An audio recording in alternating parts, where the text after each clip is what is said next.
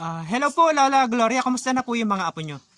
Mabuti naman po. Kaya lang po, kagabi yung isang apo ko, sinumpong po. Matagal po namin siyang pinabalik yung dating ano niya, sinumpong. Matagal po nang di sinumpong kagabi lang po eh. Tapos yung isa rin, kaya nagsabay sila kagabi. Kaya po wala siya ngayon. Opo, andun nakahiga po yung isa, sinumpong din po rin kagabi. Pero may iniinom pa po ba silang gamot? Pawala na po yung mga gamot nila eh. Konti na lang po. Yan po yung reseta ng doktor sa inyo. Opo, ito po ang resita ng doktor sa isang apo ko. Yung isa rin po, ito naman. Ayan. Patingin nga pa.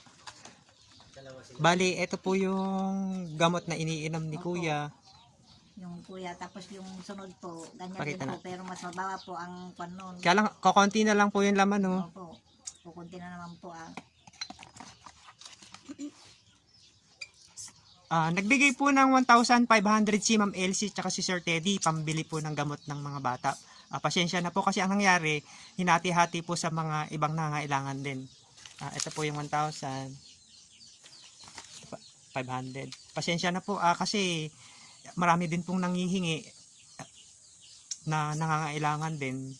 Kaya pinaghati-hati po natin para naman matulungan po sila. Maraming salamat po sa tumulong po sa bili po ng gamot ng ating mga apo, lalong-lalo na rin po sa iyo, sir. Napasalamat po ako sa inyong lahat po na nagbigay ng tulong po sa ating mga apo. Pambili po nila ng mga gamot nila. Magkano po isang yung gamot niya, yung isang ano po, bottle? Apo. Ito po, isang gamot po ng apo ko na ito, pag nagamit po yung PWD po niya, 400 po. Pero kung hindi po, 900 po isa. Medyo mahal po pala pag walang card. Yung isa pong apo ko, kinukahanan po lang namin ng ano niya sa DFWD po dahil wala pa pong papel yung isa para makapaglabas po sila ng ID nila. Malaki pong discount kasi pag merong ID. Itong isa po medyo mas mababa lang pong presyo nitong gamot niya na ito itong babae.